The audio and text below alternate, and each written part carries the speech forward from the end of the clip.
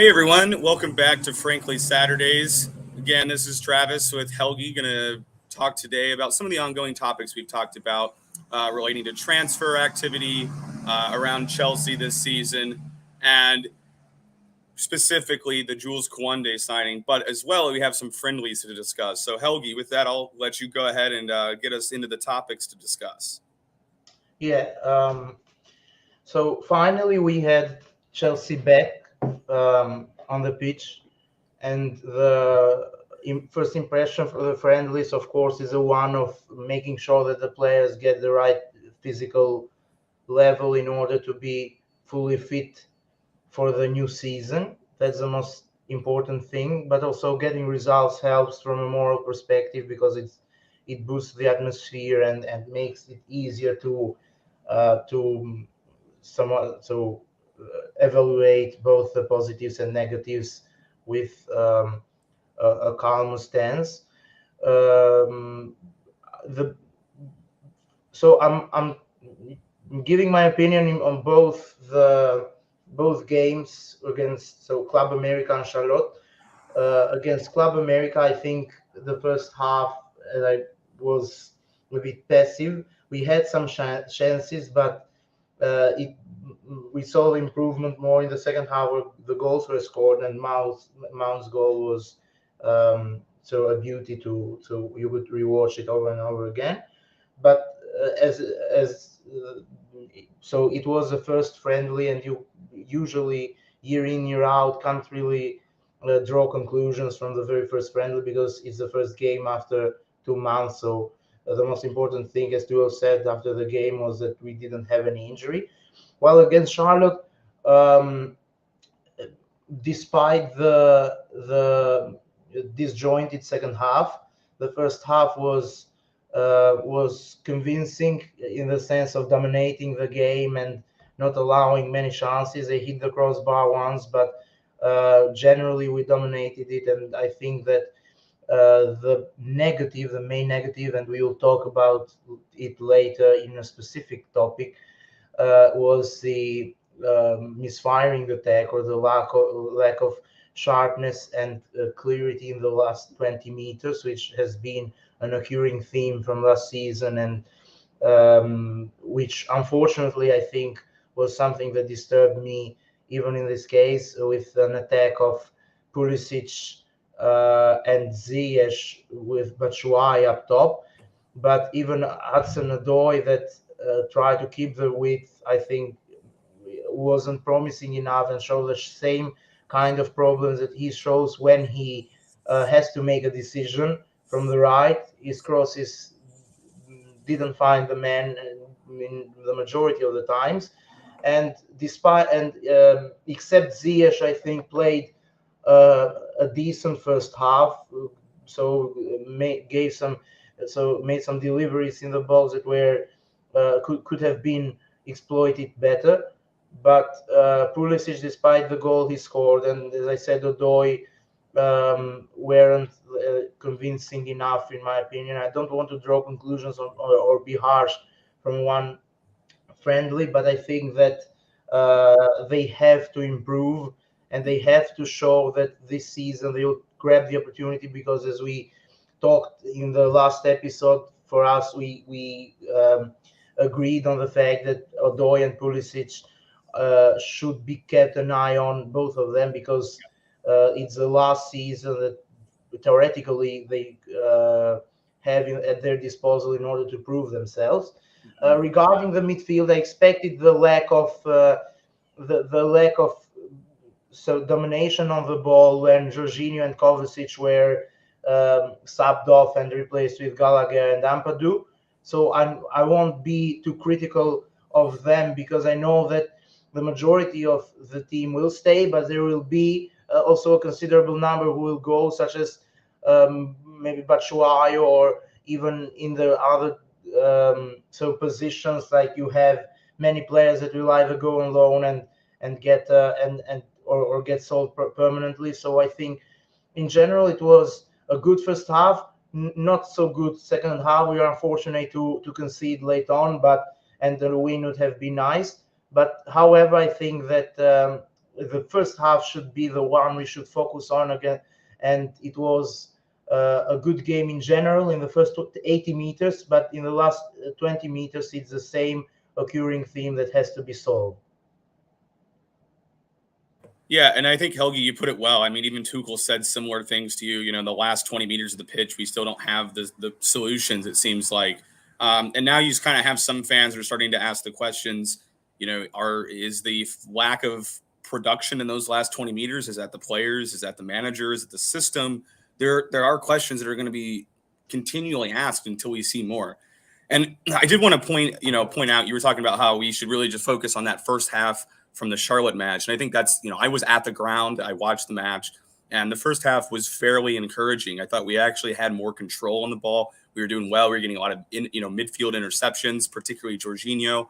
And I thought that our wing backs were getting forward pretty effectively. Now, what I did notice a little bit when I was at the match, which for Charlotte, is, we started off with that front three of Batshuayi, Ziyech, and Cho. The one thing I immediately noticed about Cho is, given Tuchel's system, right, the whole idea, win the ball back in 3 to 7 seconds after you lose it by creating presses and counter presses to create better chances higher up the pitch. Cho wasn't doing much of those pressures or counter pressures. Yeah, it was Ziyech who was more evident in those cases. That's why I praised him. Yes, and I actually thought, Ziyech had a few moments where he looked pretty good. He wasn't the most effective player, but then again, none of our players were terribly effective from a forward standpoint. And I think that that's a very important thing to caveat here, is that we have these continual problems, but that second half is really hard to make any definitive conclusions at all from against Charlotte. And I think the biggest reason why it's so hard to make any conclusions is because so many changes were all made at the exact same time by Tuchel, and continually made more changes. It was, by the end of the second half, 10 changes had been made. The only one that wasn't made was the goalkeeper. So I think that's really the problem here, is that it makes it very difficult to make any definitive conclusions. However, we have to be able to try to draw some type of conclusion from what we saw, because I would assume, maybe I'm wrong to assume that that's what Thomas Tuchel is doing as well, is he's using these preseason minutes to give a look at players and think, how well are they going to work with this system? How do they work with what I want them to do? What is their overall quality? Where else could they fit in? Where do we need depth? And based on what we saw in Charlotte, really no one was impressing at all. I mean, if we're going to be honest about that second half, Chelsea, a Premier League team, were getting beaten off the field by an MLS team that was formed 4 months ago. It's quite a statement. I mean, it is something that has to be a little concerning. But I think although there is concern, it's important to caveat that this is a preseason match. This is not a real match. The results functionally don't mean anything. And more than likely, Thomas Tuchel was not even using a backup plan here. He was probably using a third or a fourth plan, really, that was just based around trialing players to see what they have to potentially offer for the squad, and maybe a role, maybe not a starting 11, but a role player. And I would be a little concerned that, although it doesn't mean anything, and there's a lot of reasons why it's not something to be up in arms about, I think the concerning part is the players who are out on the pitch, primarily in that second half, are the players that are going to be fighting for a role. They're fighting to prove to Tuchel why they should be and how they should be in the squad. And based on what we saw in that first 45, I don't think anybody, or that second 45, for a lot of those players trying to make that impression, I didn't see anything as a fan. I know a lot of fans online didn't see it from watching it at home. And I heard Tuchel was, critical of that performance as well.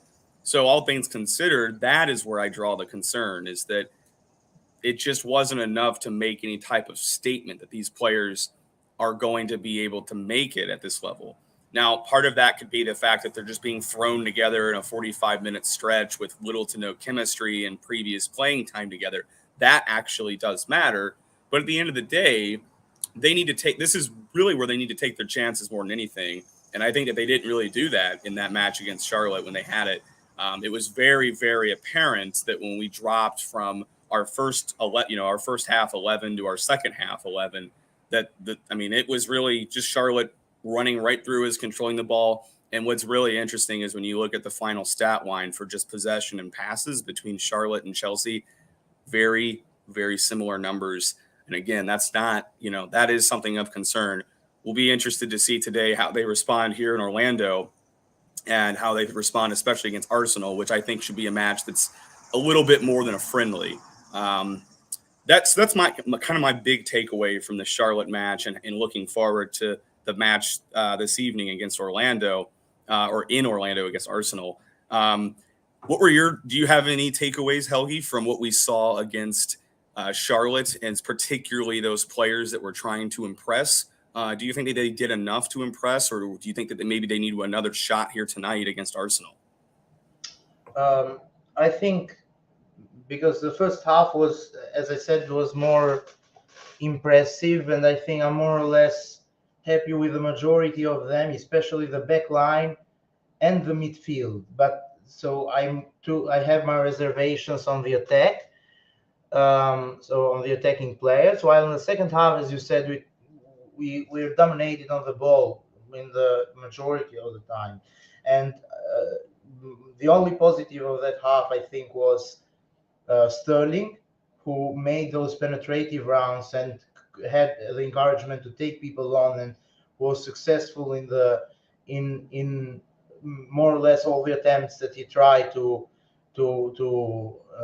add some fuel to the fire of our attack. Was more or less lethargic in terms of having the clarity on the ball and making sure that we exploit chances, especially Havertz, who so far has had a below average preseason. I don't want to sound harsh by any means, as I said, but I want to see him more active, and he has been quite passive, especially in the game against Charlotte, which was earlier in my local time.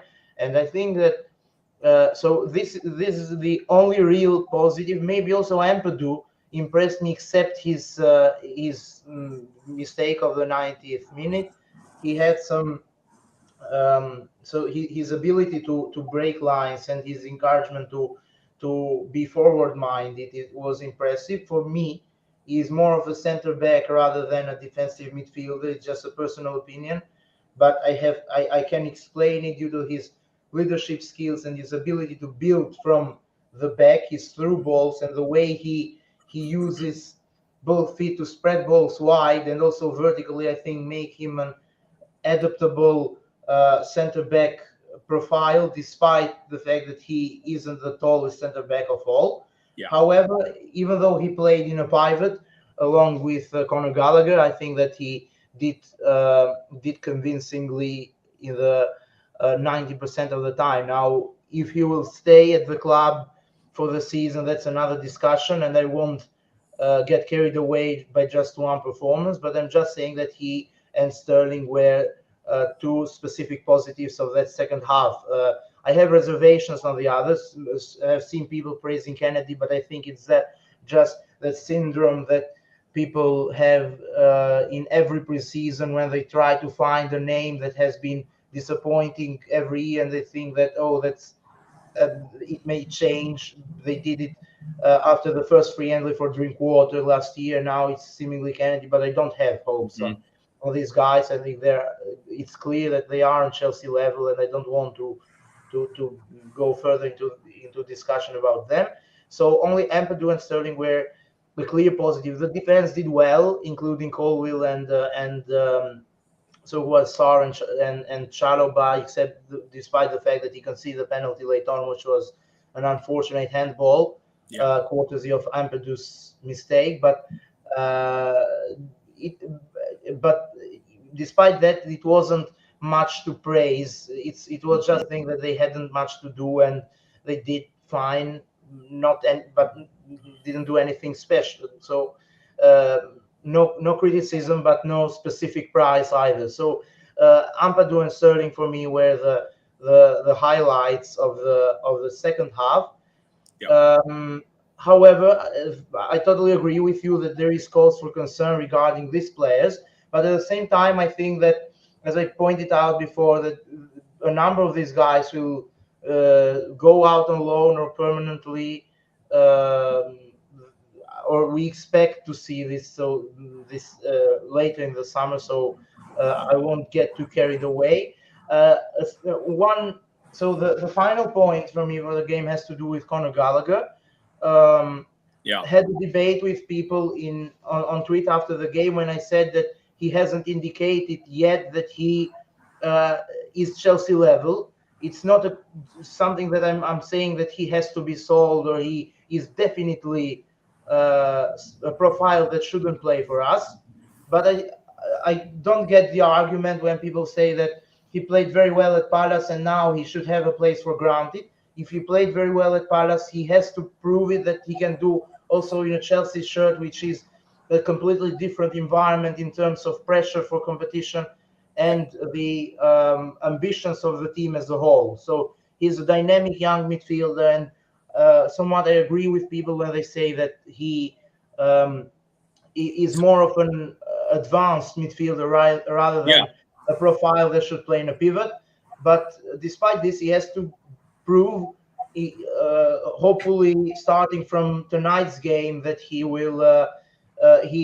should be a part of our team for this coming season. So it's all a case of keeping the standards high, and absolutely not a case of discrediting the player or saying that he doesn't deserve to play for us. But it's just being objective, and I think that he has to do more in terms of it doesn't have to do with penalty miss, absolutely not, but all is due to his game. And I want to see the dynamism that he showed at Palace to be transferred at us in terms of ball recoveries he had and the ability to press as a machine, and yet he hasn't done it. He can prove to be a very good option for this season, but I'm not getting carried away. At the same time, I'm not saying that he isn't Chelsea level, but he has to be more convincing in this, at least in these two. It's interesting too that we've kind of have seen Gallagher shuffled around in that first match against Club America. He played very well in the pivot. Yeah, in the first half he did very well. But then he played in the pivot alongside Ampadu in Charlotte, and the result was nowhere near as effective. Yeah, that's the issue, because we aren't likely to see a change of the shape if we don't sign a defensive midfielder, I think. And this is why Gallagher can be forced to play in that pivot if he isn't adapted in a inverted forward role alongside someone else behind the striker. But it's clear that if we don't sign a defensive midfielder, then I suspect that he will be adapted in that role, because since his arrival, Thomas Tuchel said that we use this double pivot in order to somewhat compensate the absence of a natural defensive midfielder, so that there are two men who are flexible in terms of positioning and can be more effective in a pivot rather than with a lone defensive. So that's the point. And now I think so that's all from the game. Now I hope that something about the Arsenal game that we play tonight. I totally agree that it's more than a friendly, and the players themselves. I think Jorginho also said that we should make sure that we should make sure that we consider the game as more as a friendly. And my expectations is that my expectation is that we will have less subs, or maybe they will be integrated partly rather than two different lineups in both halves. Hopefully we win, and I hope to see improvements in general from the names that haven't convinced in those two games, such as Havertz or the attack as a whole. Maybe, and hopefully we'll see also strong cameos for those who has shown signs of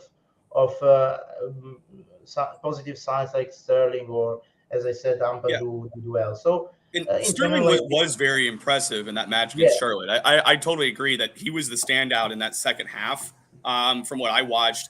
And he had a couple chances when we saw it. If he can continue to use that dribbling ability he has, I mean, he used it to beat people and create chances. But again, we see the same issue.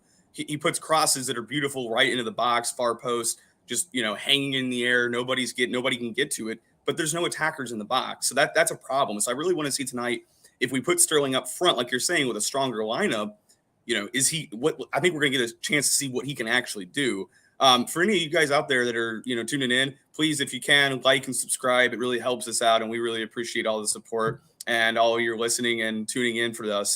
Thank you again for spending the time with us. And again, like and subscribe if you can, please. We really appreciate that. We did a comment here, talking about Gallagher when we were bringing it up, and I think they make a good point. That Gallagher is a good player and he brings more than Barkley, especially just given ages and, potential valuation of players. I definitely agree with that. Helgi, were you wanting to move on to talking about the news surrounding Jules Koundé, or?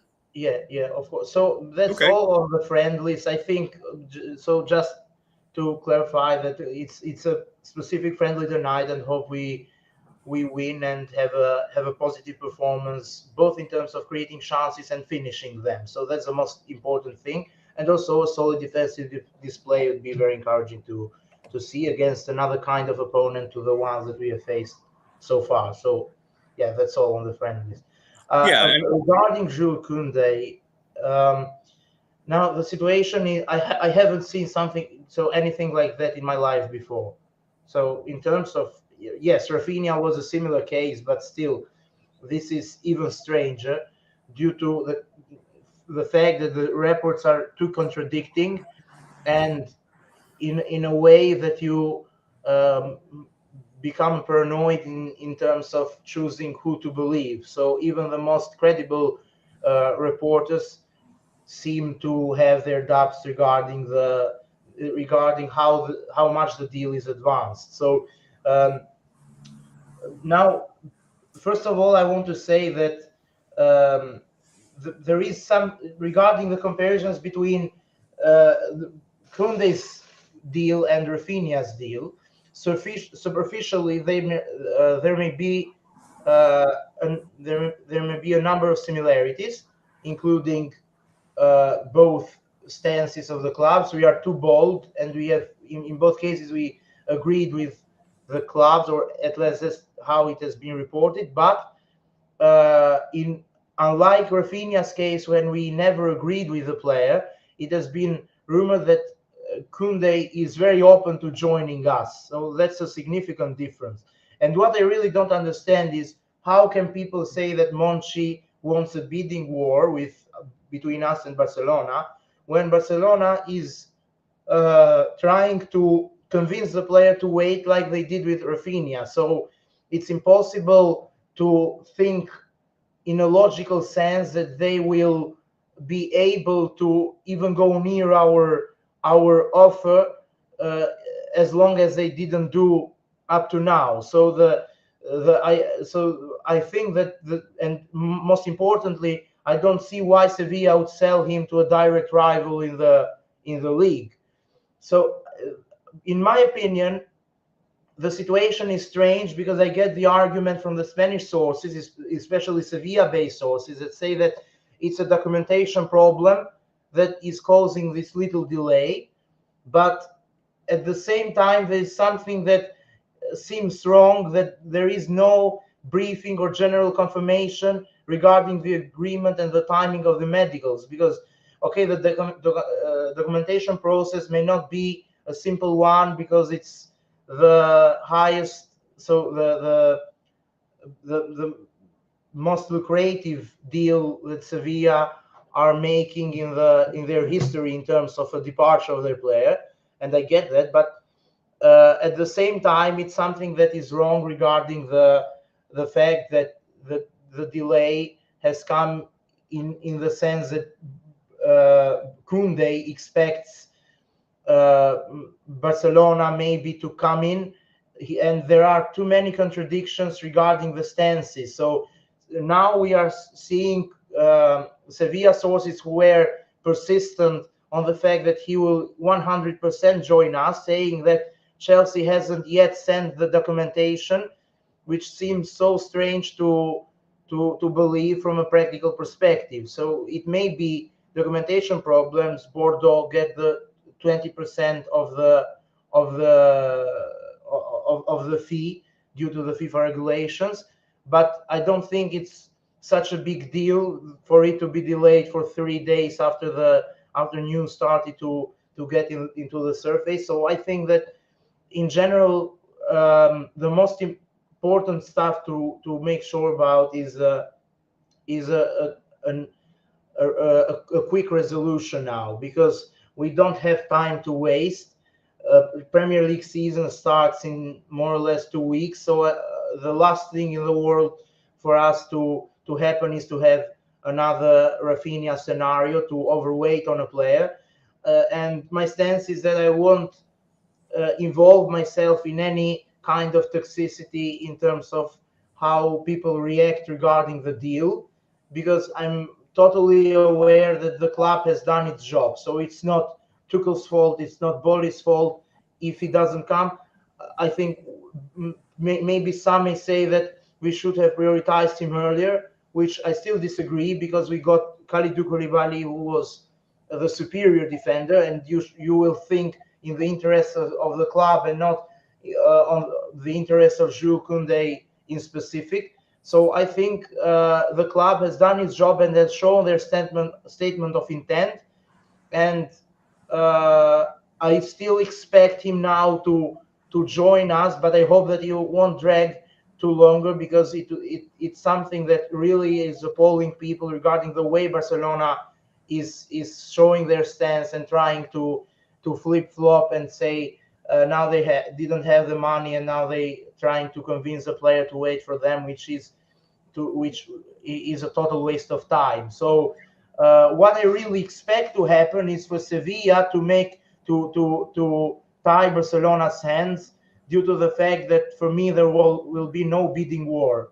So I don't really get the delay regarding Barcelona. The only thing that would cause the delay is Koundé's preference. If he has said them to he's waiting for Barcelona, I've asked people at Sevilla, but even this scenario has been ruled out by Sevilla sources, who saying that he has just joined their training camp in Portugal. So for out of respect due to the time he has said there. So it's a big mishmash, it's a big confusion, but the most important thing is that we get a quick resolution. I know he would be a good addition to our team, but we can't have another delay, another Rafinha situation, because of the fact that we have to act fast and improve the other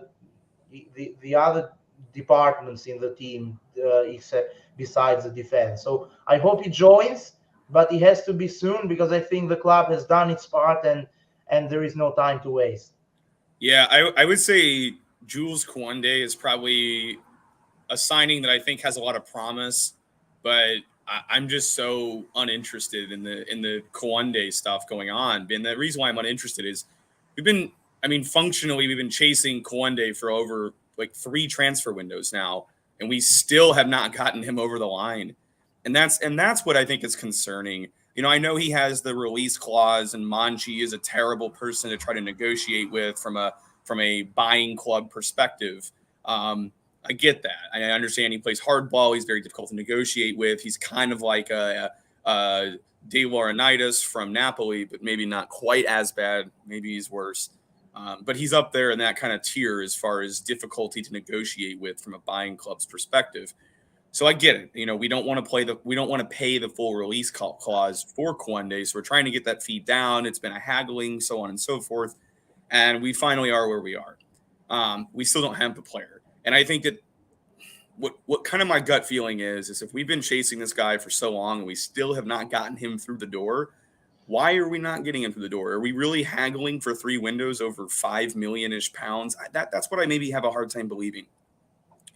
So when you kind of look, and you summarized it well yourself, Helgi, what's going on in a lot of the news, and there's this, Fabrizio is, I'm looking through his tweets right now with Fabrizio Romano, and I just don't really, there's not really a clear pattern. We're talking about Koundé here. He's still in talks with Chelsea and Barcelona, and he's been doing this for weeks.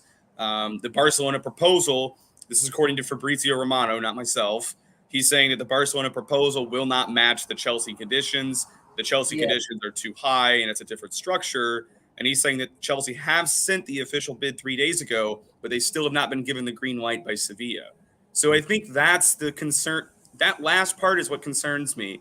We're hearing that the official bid has come in, and now we're hearing more recently that there are maybe some rumors of paperwork issues.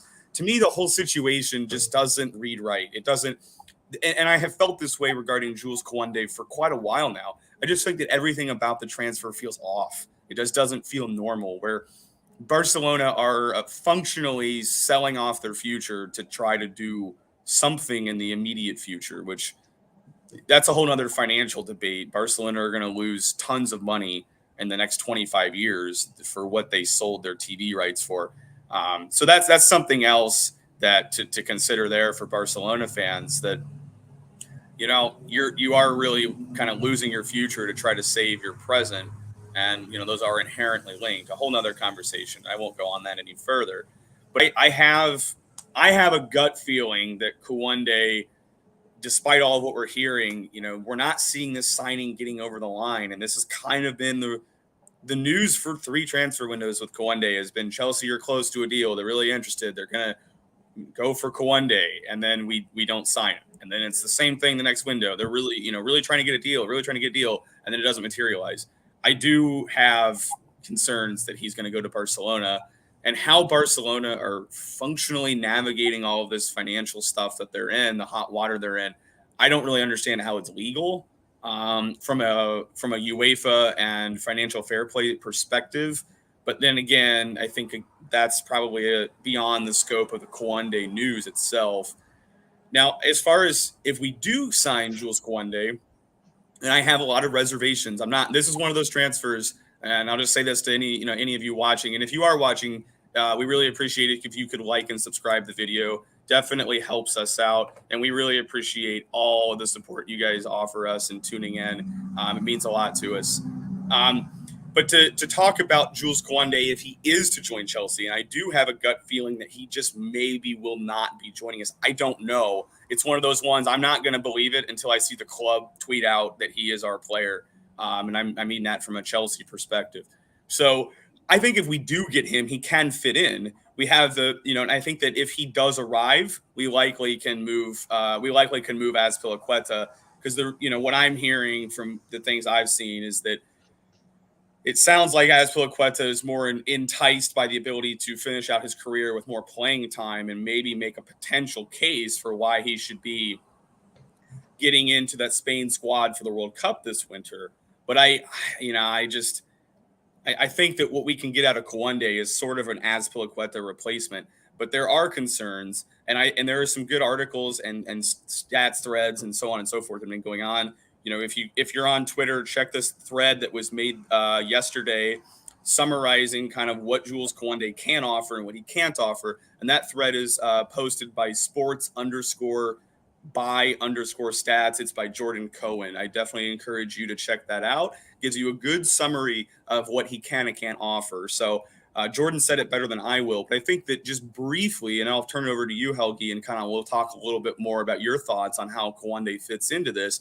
But I think what's interesting is that he has a profile player, that he's a very active center back that gets forward in attack, and he has a very good expected goal buildup for a center back. He was 9th highest in La Liga, and these are coming from where I'm getting that information is coming from Jordan Cohen at sports_by_stats. This is coming from his thread. So Koundé was the 9th best center back in La Liga last season for expected goal buildup, and he also pushes forward a lot more, which is something that we routinely saw Antonio Rudiger do last season for Chelsea. However, Koundé will be playing on the right side, almost assuredly on the right, I think, as opposed to the left where Rudiger typically was. So maybe we're going to shift, where we have our center back building in the attack from the left to the right. Maybe that's something that we see if we sign Koundé. Now, the pitfalls of Koundé is, I think, the fact that he has such good expected goal buildup and he does get forward in the attack so often. It leaves him open. It leaves him exposed a lot of times defensively because he's too far forward, and he has recovery pace, but it's not as much as you would want for someone that's going to push that far forward up the pitch. So I think it's going to be interesting.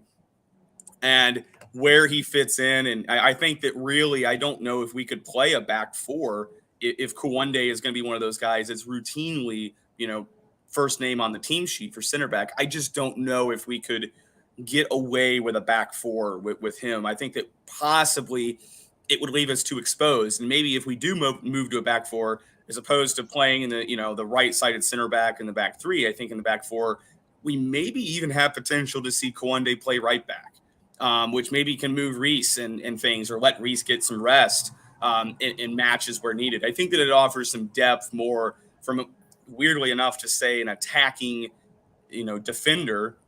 It's kind of how I would summarize him. He is a defender that gets routinely forward. But Helgi, where do you think, if we do sign Jules Koundé, if we do, which is a big if, the news right now on this is as muddled as it can be. But if we do get Koundé through the door, how do you think he integrates in with the team? And what kind of system do you think that signals Tuchel is going to play? Do you think it'll continue to be that three at the back? Or do you think it might be a switch to back four? And that's where I'm most curious. If we switch to the back four, which I don't think we're going to do, I don't know where Jules Koundé fits in with that dynamic. So I'll leave it there. We have a lot of comments going right now that are going on.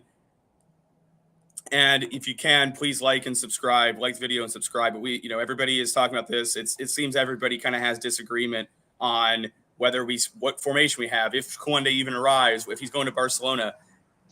And that's kind of what the news I read. But anyway, I'll leave it on that. How do you think Jules Koundé fits into Chelsea if he does arrive? Do you think he's a first name on the team sheet kind of person, or has a little bit more to prove until he gets over in the team over Koulibaly and Silva? More or less like you, I see him specifically tailor-made for a back three system, because even for the French national team, when they usually play in a back four, he always plays as a right back. Or maybe even only if I have missed any kind of specific game when he has played in the center, but he usually plays as a right back. And I think that he's specifically a right center back profile that we want. And at the same time, I get your worries about his adaptation in a faster league. So from a faster league like the Premier League is compared to the Spanish one. So that's my biggest concern regarding him, regarding his profile as a player, who is very forward thinking as a defender, but I doubt whether he will have the right levels of composure on the ball, and in a league that you don't have much time and space to use it. And that's where my concerns lie regarding his how able he will be to use his pace in order to defend against tricky wingers, because if he plays as a right center back, he will have to cover the wide areas, which is a responsibility in itself. Aspi has proved to do it, but he's more experienced.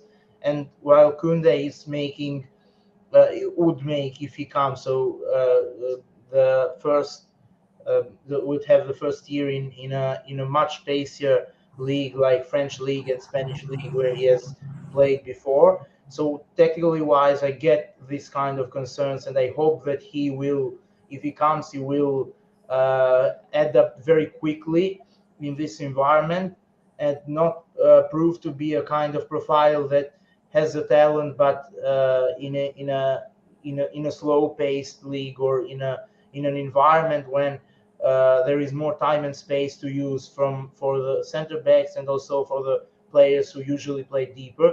So that's what I want to see from him: composure on and off the ball.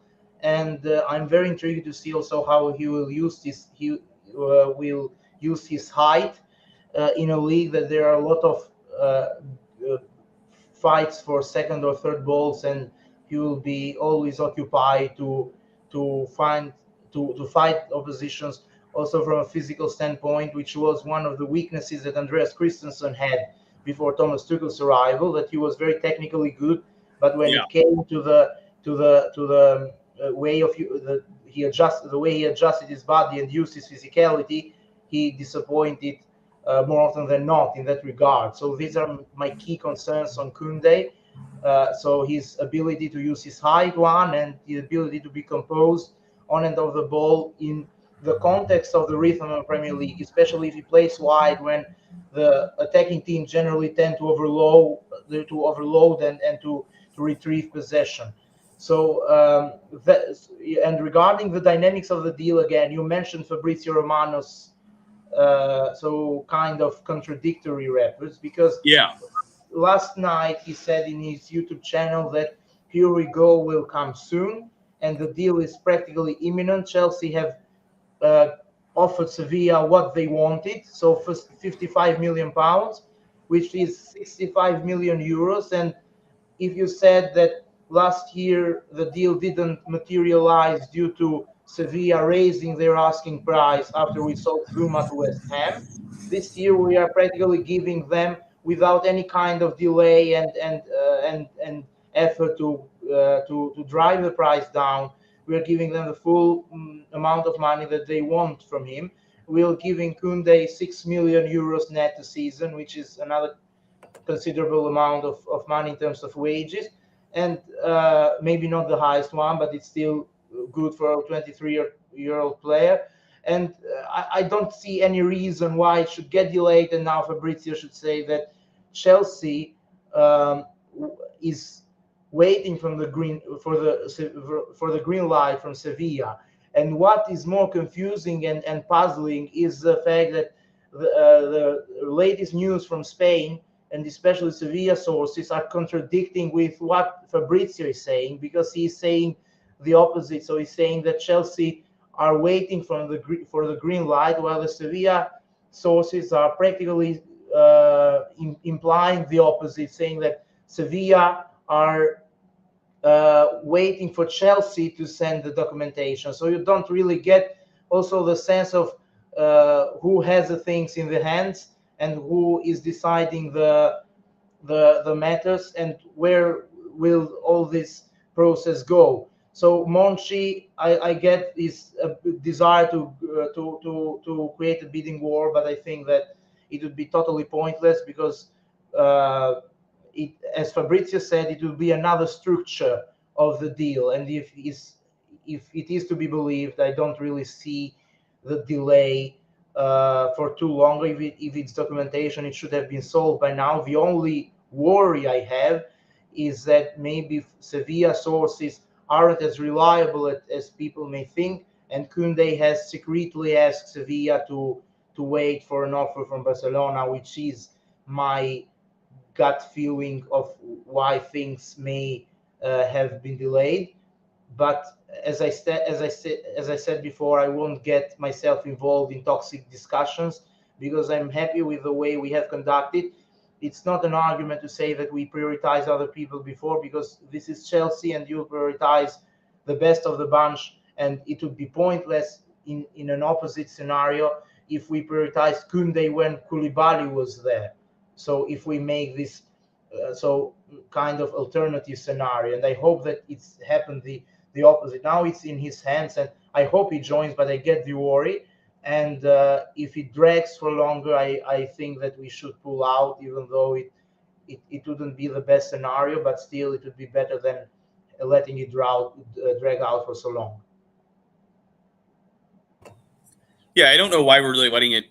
That's what I keep getting at, is why is it dragging on so long? Like, what is taking so long with this deal? It feels like we've just like perpetually been in negotiations. And that's kind of where I have that doubt in me that Barcelona are going to come in and do what they did with Rafinha. I know there's a comment here on the screen, Rafinha 2.0, if he will join us if he has to, but clearly he wants Barca. It's hard not to agree, I think, in my opinion, that's maybe the reality, is that player might prefer that. And you might think, why does he prefer Barcelona? Well, I mean, he already plays in La Liga. He's already in Spain. He knows that. He doesn't have to move to a new country. I think there's aspects of that are underrated. Granted, he's still moving from Seville to Barcelona, but still, I mean, that's a much easier transition probably than Seville to London, considering that he, doesn't have any experience playing in England yet. So I could see maybe that's why, from a personal standpoint, from the player, that he would opt maybe for that option. However, I think with the sporting project being offered, if I was in Kounde's position, I don't know what he thinks and feels, but I know what I would feel. I'd look at Barcelona as, they're essentially the failed venture capitalists that are on their way into financial bankruptcy. And then you look at the flip side of that with Chelsea, new rich owners. We have a very good sporting project. We've won the Champions League more recently. We still compete on a very high level against all the best teams. And we are trying to build something actively towards a title challenge to sustain over the next several years, where I think Barcelona seems like a very much smash and grab short-termism at its finest. I mean, they're actively selling off millions and millions, probably maybe getting close. I'm not a financial guy, so I'm not going to speculate on how much it is. I do know that it's going to be well into the millions of euros that they're sacrificing in future revenue to literally be able to just put players into the team this upcoming season. And there's a whole other issue too. If I'm Kounde, why would I want to go to a club like Barcelona that actively is in an absolutely financial pitfall and has not even paid their own players' wages? Frankie de Jong is still owned tons and tons of millions and millions of euros that he's not been paid. Why would I, if I'm an employee and I have an employer offering me, I've got one and I know I'm going to get paid, that's a good financial situation, and I've got one in Barcelona that's going to say, well, we're going to pay you, but how do I believe that? Okay, because I just watched you not pay several of your players last season. So I know what I'm going to do. I'm going to take the option where I get paid that has a better sporting project with a better long-term offer. Okay, from a sporting perspective, I'm not going to bet on Barcelona to essentially figure out their finances by continually selling off future revenue to sustain the present day. I mean, that really is just delaying the inevitable is what it is. And the Swiss Ramble, if anybody knows him on Twitter, had a really good thread about the finances involved with Barcelona and just how bad their situation is. It's a really long thread. It's a very deep dive into football finances that even I don't understand all of what's being discussed. However, I understood enough to know that basically the summary of the financial situation at Barca and what they're actively doing is they're essentially just delaying the inevitable bankruptcy as opposed to actively or proactively doing something to fix it in the present. They're essentially just delaying what's going to happen, and they're teetering on the brink of financial collapse. Granted, whether that actually happens, I don't know, but that is what the current situation has been described by people who know much more than I know. That's what I would say with this. So a lot of comments going right now. Really appreciate all of you guys tuning in. If you can, please like and subscribe. Again, we really are thankful for you all being here and tuning in and having such a lively discussion going.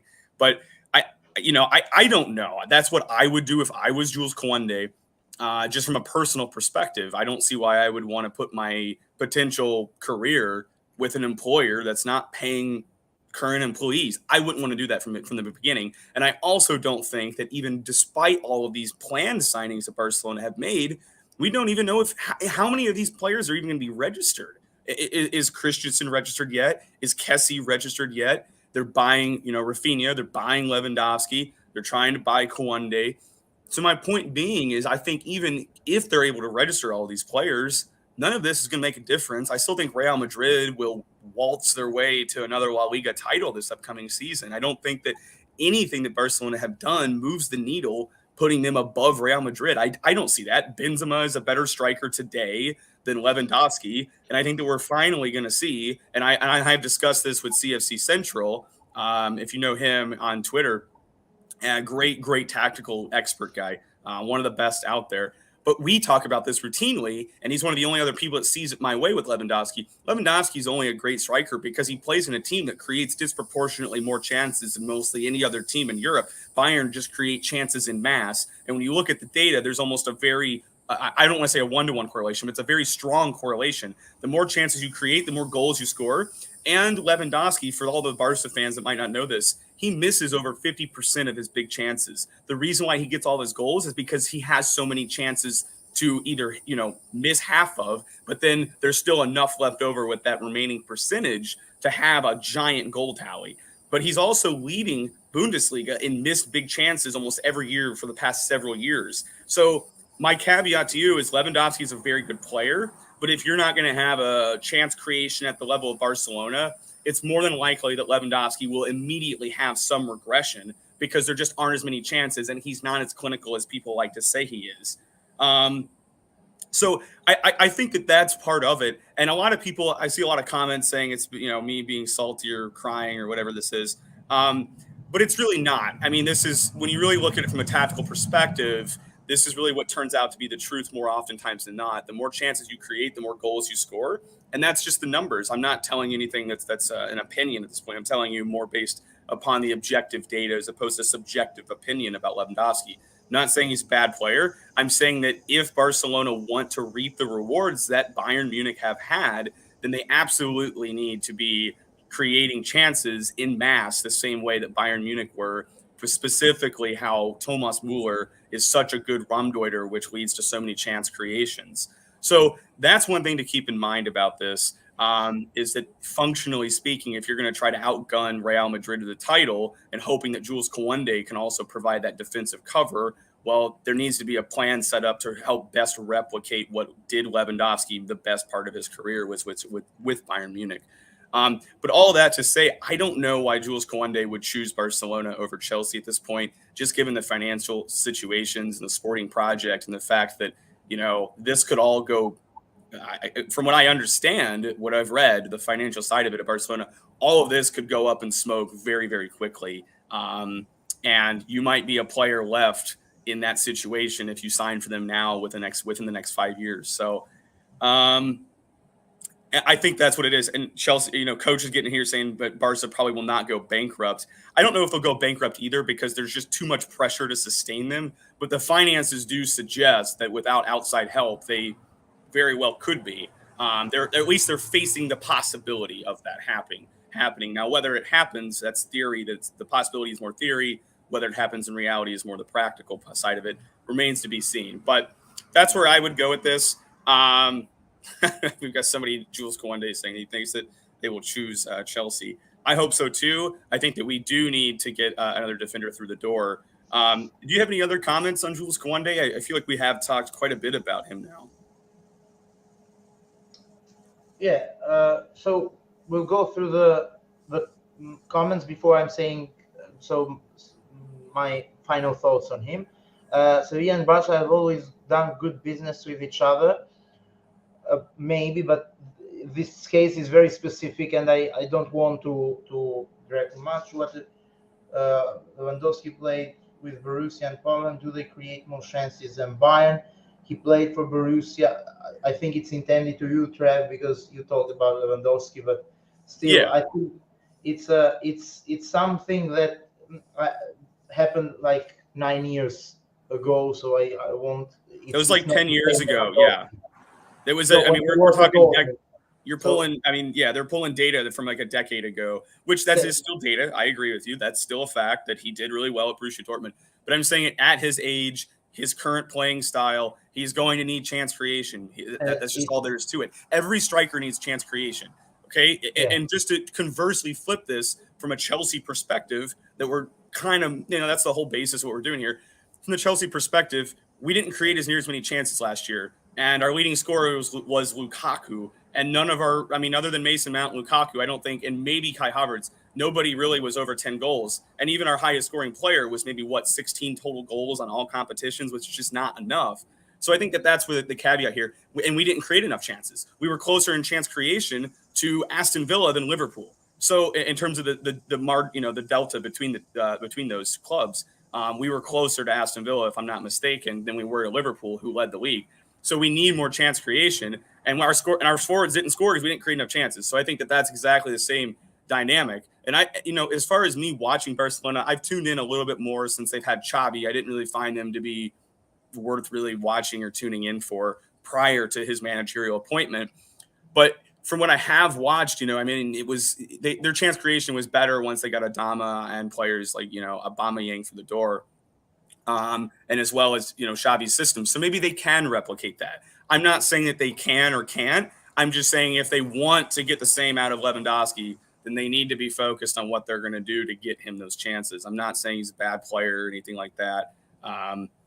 So, and somebody's asking how much does Chelsea generate annually? And looking that up, I think it was around like in the low 70s is the big chances that we created last season in the Premier League. And if I'm not mistaken, Liverpool were up in the low 90s into the low to mid 90s for chance creation last season. So they do create significantly more chances than Chelsea do. So that's kind of where I'm at with this. It's, you know, I know there's a lot that people have different opinions on regarding players and whatnot, and I welcome all those opinions as well. Sorry, Helgi, I'll let you continue. No problem, no problem.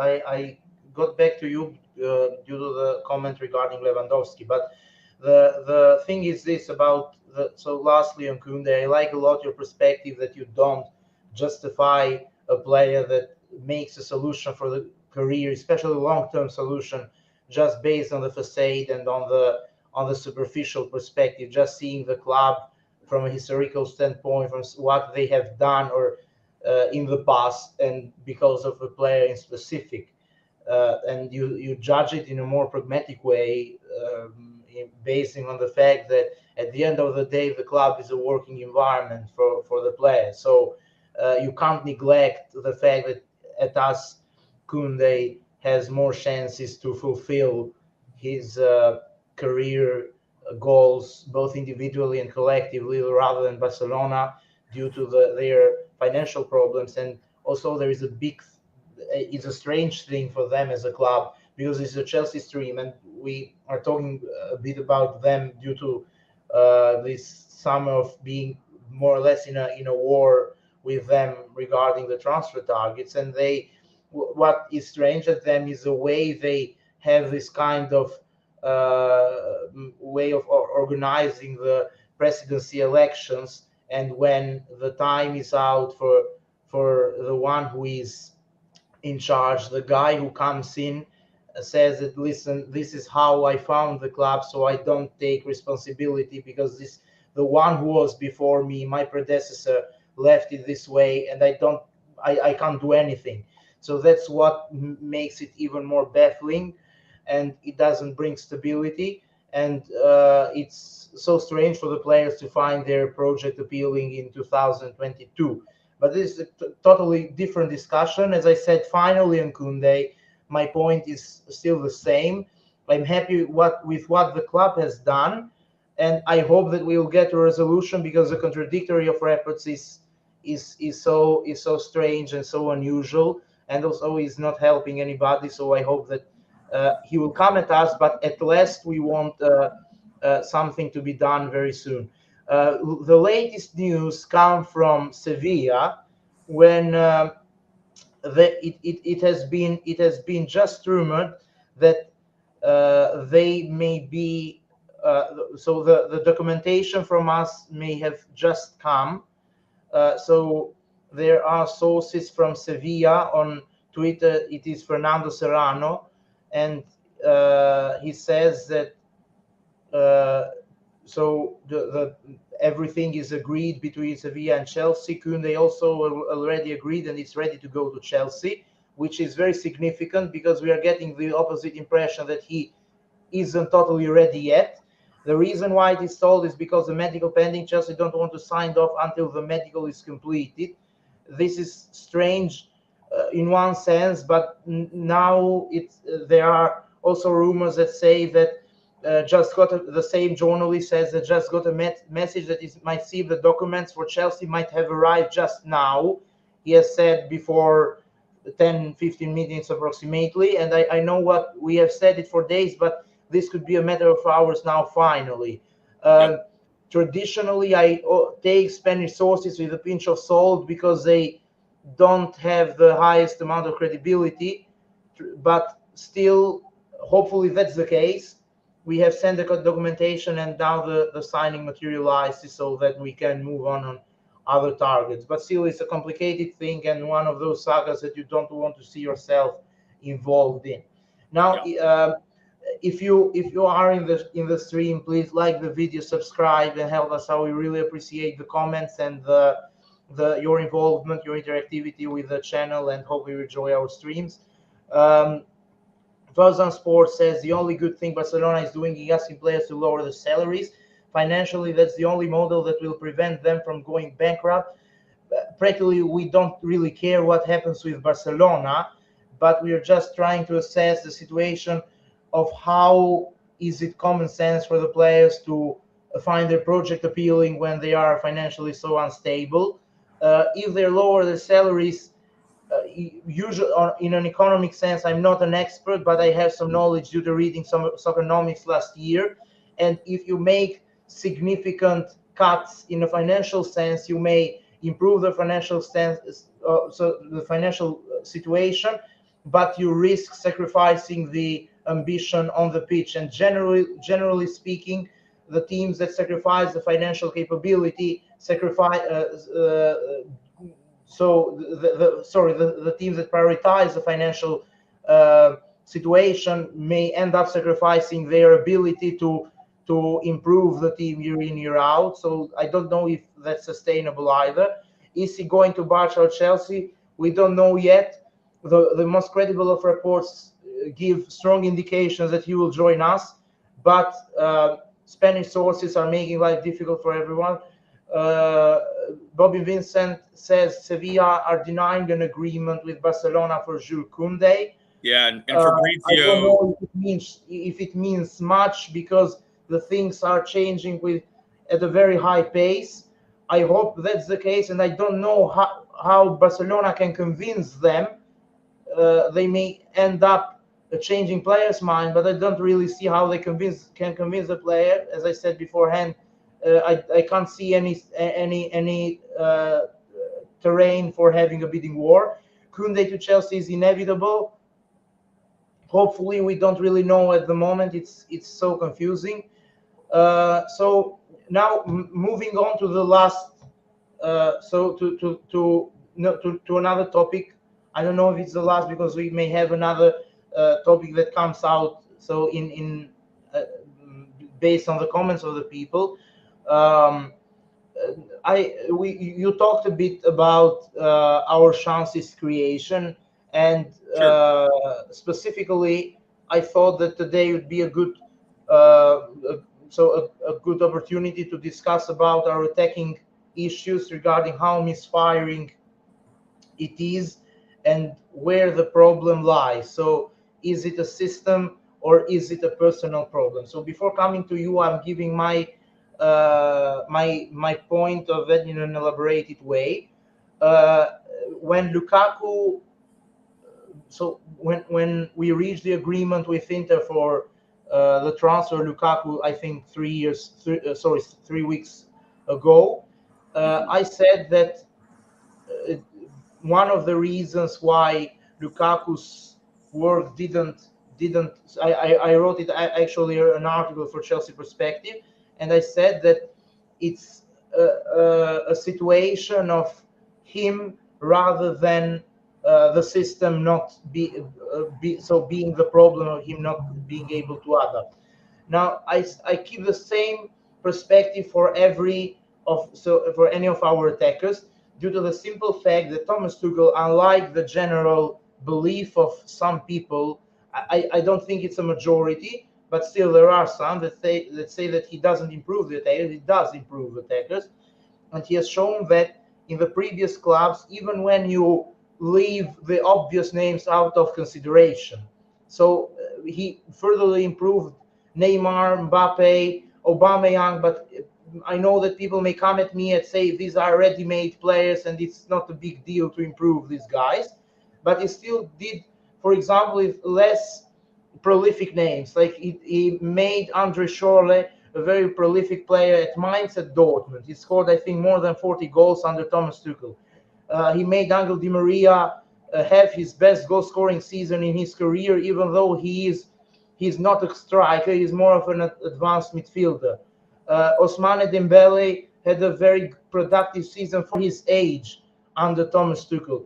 So, and what furtherly I think proves my point is the fact that our attackers haven't really convinced under previous managers either. So except Werner, who used his pace in a less organized and the less competitive league like Bundesliga is. You had Havertz, who was at his beginnings at Leverkusen, and in England it's clear that he isn't at his best as a midfielder rather than as a kind of modern striker, modern nine, not the classic nine, but a modern nine, and he still is rusty and hasn't found the right levels of consistency yet. You have Christian Pulisic, who was good at Dortmund under Tuchel, but not, let's say, somebody who you could rely on despite his age, and I totally get that, but still, you don't have any clear evidence to say that these guys were substantially better before, and now under Tuchel they have decreased their levels of performance. At the same time, I don't believe that it's a system problem either in the sense of us playing in a back three, because people ignore the fact that one of the reasons we play in a back three is the wrong mishmash of attackers that we actually have in the club. We don't really have wingers. We have Pulisic, who has many problems physically wise, and we have Callum Hudson-Odoi, who can take people on, but still he has big problems when it comes with having the cutting edge and being clinical in the last 20 meters of the pitch, and he has very low goal scoring and direct contributions rate. So you can't really rely on out and out wingers. And I think the only one who is a victim of the system is Ziyech, who can really play as the right winger, and now he can't because we play with inverted forwards. So what I really want to say, and what Tuchel has said in his presses when he came, was that he's using this system to adapt to the characteristics of the players we have. And unfortunately, I think that our attacking players doesn't represent a pattern like Liverpool's or City players do. So you have creative players, technically astute players that can have the ability to break down low blocks, or even against teams that have a go at them, they can still show their dominance, show their consistency. You have Mahrez, you have Foden, who can play vertically more often than not. You have Grealish, who since Aston Villa days had a very admirable weight of pass and could play even in the wide areas and deliver sharp crosses in the box, but also more centrally. So there is a kind of versatility that it's more in the players themselves, and on those bases you can build, rather than suppressing the manager to turn water into wine and expect, for example, him to make Werner a world-class attacker, a superb dribbler, and somebody that could majestically improve. And I don't really expect it to happen. And coming to the chances creation problems you said, I know that we don't create as much as City and Liverpool, but still for me, it ultimately falls down also to the spontaneous nature of the players. It can be coached up to an extent, but still you have to devise stuff out of nothing. And City players can do that. Liverpool players can do that. Salah devises a lot when he breaks through with his left.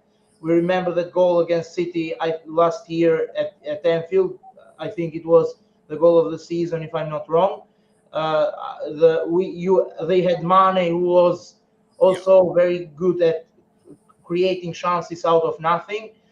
Well, we don't have this kind of profile. We don't have a Kevin De Bruyne. We don't. Mount creates. Maybe Sterling will create, but the others don't have that cutting edge and their sharpness that allows the manager to work on that. So that's the thing I want to express. I think that we have the ability to make sure that the team has a new attacking structure. We have to get players of the books, and I think we need to give Thomas Tuchel to reward him with players that can act spontaneously, basing on the power of the system that we actually have. So all in all, for me, is a personal problem rather than a system problem, due to the fact that it has been several seasons now, and these players are still misfiring. Some of them are young, but still you play for Chelsea, so it's not a case of having the manager um, make them overnight incredible attackers. I think that as it stands, we have to sign somebody except Sterling to make sure that the chances creation levels are higher, and we get players who can combine coaching with spontaneity. Now, for me, it's only coaching, and that's where it stops, and that's the reason why we can't get higher in the chart of chances creation and also the ability to finish those chances, to exploit them, because ultimately it's fault to the players, and it's a fact that we miss a lot of sitters in general basis, which strengthens my point that we need another blend of attackers, and it's a personal problem for me at the end of the day. Yeah, and I really agree with you there. It is a personnel problem. I just don't think that we have the right cohesion with our attackers. And I don't think that we have the right cohesion with our attackers. And that's really, I think, the reasoning why is because it's been born out of how our ownership was functionally run prior to Todd Boehly taking over. So we had the Roman Abramovich era. It was really successful. But then he started to, after the visa issues and the citizenship, with Israel, the Israeli part of it and not being allowed back into London and all of that happened, he became much more hands off from a direct standpoint and let sort of day-to-day operations be handled by others, specifically Marina Granovskaya. So that was kind of the function that was going on.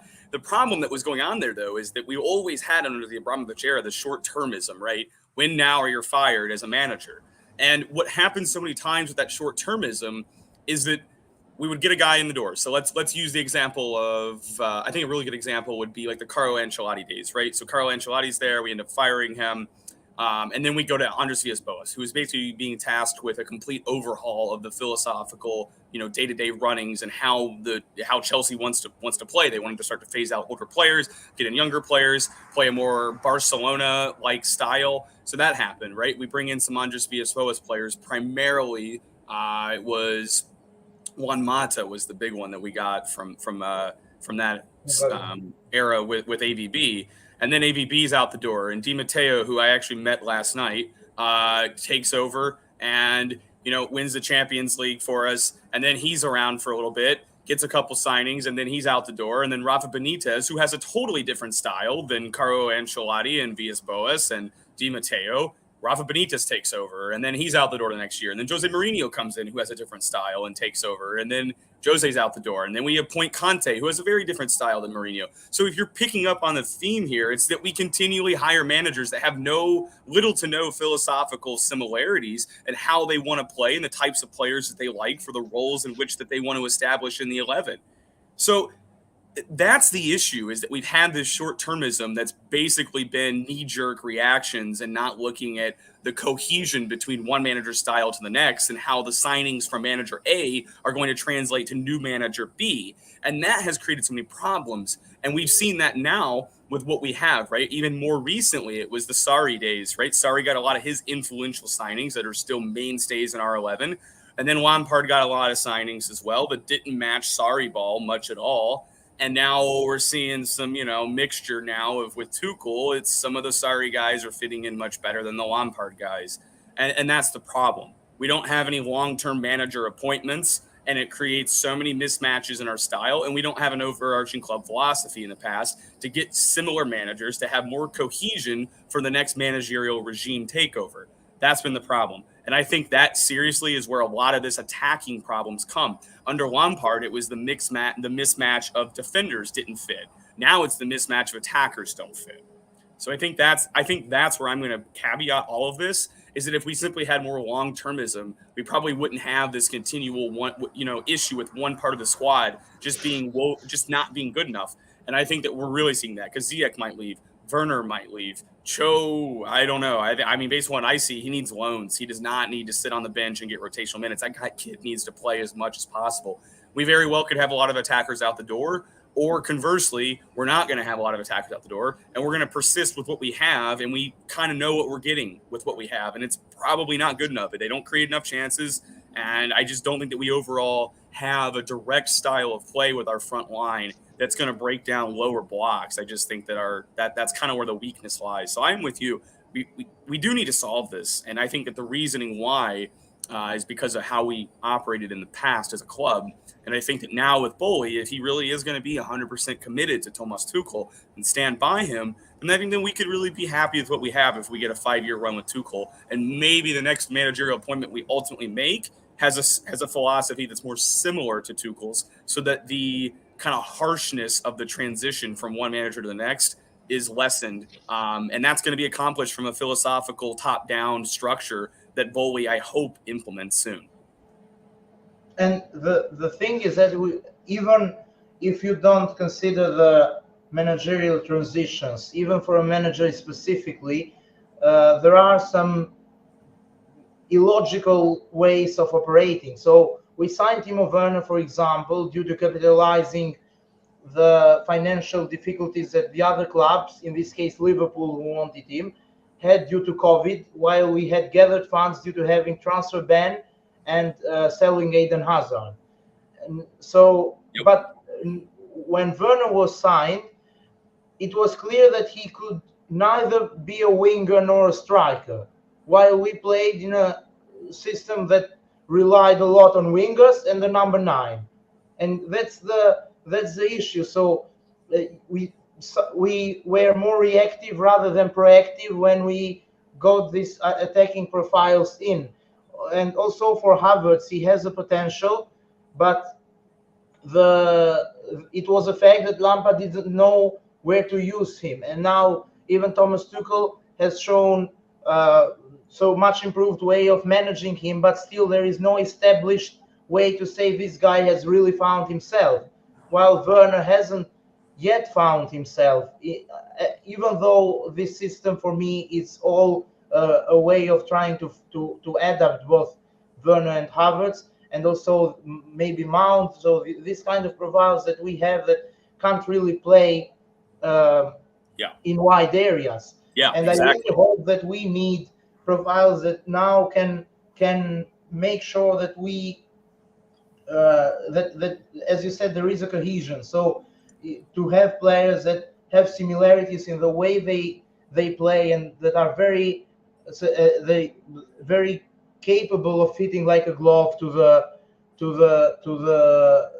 current system. So that's the whole point of mine. Now I have had debates with people when those that are skeptical of Tuchel's system, that say that okay, Champions League is easier to win because it's a knockout competition and Premier League is more difficult. I don't really get that due to the fact that there were repetitive scenarios that we totally dominated the opposition, both in terms of creating ourselves and restricting them to as few chances as possible, but still ended up winless. So drew against Burnley at home, drew against Everton at home, which has been for me one of the most disappointing results of the season.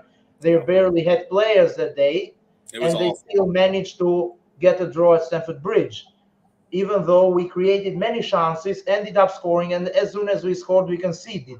And against Man United, both games, the same scenario. And maybe people can look at stats and say, listen, we don't create much, but we watch the games. And while we watch the games, I can persistently say that even those chances that we create are to be credited to the system, because if it was due to players spontaneously, I'm sure that we wouldn't create even the half of those chances that we have created in those games, and we still didn't really manage to put them away. So for me, Thomas Tuchel has done very well to devise stuff out of nothing, going up to the point of putting the wing backs, inverted positions before Ben Chilwell unfortunately got injured, and even Reece got injured in the hectic period of December and missed for 2 months. So we didn't sign anybody in January, so he had Alonso and Espy, who have practically a lower ability to be creative rather than compared to their respective profiles in Chilwell and Reece. So for me, that's where it's up to here on the managerial perspective. So that's where he can get based on the quality of so the characteristics of the profiles we have. And another point I will have to make is that we don't have goals from midfield either, because it's not also attack. You have at Liverpool Keita scoring, maybe not at an extreme rate, but he scores sporadically, but not in the case of scoring like in Kovacic or Kante's rate. Fabinho scores. You have also other profiles that are at Liverpool and can contribute as well in terms of goal scoring. You have even Henderson going to some in specific cases helping the attack and having a goal, while our midfielders, maybe since Ramirez was here, we don't have actual central midfielders who can provide the kind of the kind of players that can have encouragement to hit from long range, to shoot from long range. And that's the problem, where you theoretically say that the attacking situation that we actually have now needs urgent solution, and it's what I think that the defensive midfield has to be solved after we fix our attacking issues, change a bit of the personnel, and not persist of the name we have, because it's not, especially on Werner or maybe even Callum Hudson-Odoi also has been totally disappointing in the last year. So it's all of a case of having the right profiles now and making sure that the manager system combines with the cohesion and the spontaneity of players. And what I have liked so far is that we are seemingly detaching away from the number 9 profiles, because it's clear that in the Premier League environment you have to be versatile and fluid and not rely on a number 9 in the purest sense of the word, but you need attacking players to score goals rather than a point of reference up top, like counter-attacking teams usually want to follow. So yeah, that's the whole point in general. That for me it's a personnel issue, and I hope that we solve it soon. Reading some of the comments,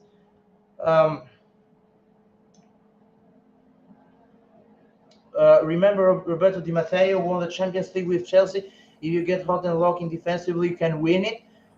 It was another case. We won it in a comprehensive way, and that's why you can't neglect it. So it's not it's a completely different scenario when it comes to having a team of leaders like we had in 2012, where more or less self-coachable, and a team of youngsters who even dreamed of having the opportunity of playing in the Champions League maybe a year before we won it, and now they were suddenly with a medal around their neck and with a trophy in their hands. So it's all credit to the manager who made us win it comprehensively. Even if you see the XG stats of the games, you see that we, if something, we should have scored more, especially in the game against Real Madrid. So Mount is a midfielder. We need to put him further back on the pitch. He'll still score, and that is the same amount. It affects for me the rest of the team. That's why we can't really do it now. We'll get more outside shots that way, which is what he has best at. I agree, Mount is an 8, but as I said, it may impact the rest of the personnel that we have. It may mean that we revert to a forward the back system in a 4-3-3, and the attackers, we don't really have the wingers that we can rely on in that system. Before going to the comments, so that's all of the stream for today. Maybe it was a bit shorter than usual, but that's we have covered more or less all the topics that we have to talk about Koundé, the preseason friendlies, hoping for a win tonight, and also all the dynamics regarding Koundé deal, both on what he can offer us, and also on the strange dynamics of the deal, and also on the one of the hottest topics that is being discussed among the fan base now, which has to do with the attacking problems. And me and Trev both agree on the fact that it's a personnel and not a system problem. So if you are there, guys, please like the video, subscribe. Also, comments and your feedback is always appreciated in order to make us really conscious of our work, of your opinion on it. So your support always is very encouraging to us. So please like the video, subscribe to the channel in order not to miss any of the new streams of both our show and also other shows in the channel. So in that case, I want to thank Trev again for the presence. It's always a big pleasure to have him here. I enjoy the discussion a lot, and week in, week out is becoming more and more enjoyable, making constructive debates about our club. The season is approaching, so of course we will talk about the games when the Premier League starts, and maybe that it will be more focused on the previews and reviews on of the matches. But nevertheless, this transfer edition has been so enjoyable for me, so pleasing to talk about, and it's a massive pleasure in general. And I feel very fortunate to have known Travis as somebody who distinguishes from the majority of people on Twitter who used to don't have the real ability to discuss in a very cultural and constructive way like Travis does. He's very knowledgeable, and it's a fortune for me to have known him both as a person and as a fellow Chelsea fan in the blue community.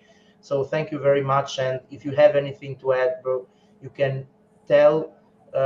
You can say here, and we can round it off. Yeah. First, Helgi, excuse me. I really want to thank you for that. It means a lot. I appreciate everything you just said, and especially, kind of the way in which you described my way of, discussing. And, I hope, I like to think that I'm measured with what I say. So I appreciate you saying that. That means a lot. So, but again, I'm really fortunate to be here. Big help from you, big up to you, Helgi, and as well as Coachella behind the scene. I'm really enjoying my time. These have actually become some of my more favorite types of discussions that I'm having in the fan base on this show. And I love the interaction that we get in the live stream from all the fans tuning in and getting their opinions on the matter. Although a lot of them maybe not agree with what I say, I really do welcome the challenges to what I say, and more than happy to discuss with anybody about that. But I can't thank you guys enough. I'm having a blast doing this, and let's hope it continues for a while. And hopefully we'll come back next Saturday and be talking about Jules Koundé signing for Chelsea and not Barcelona. If he signs for Barcelona, I think we'll still have a lot to talk about. But hopefully it's a positive for Chelsea this time. Yeah, I think Koundé, and I don't want to be greedy, but maybe another kind of profile too. So. I think we need another attacker but we need to get somebody out the door first. But that'll remain to be seen if we do. Again, everybody, if you could, right before we sign off, like and subscribe. We really appreciate all your support. And thanks for tuning in, everyone. Yeah, cheers. Bye. I'll see you next week, Helgi. Next week.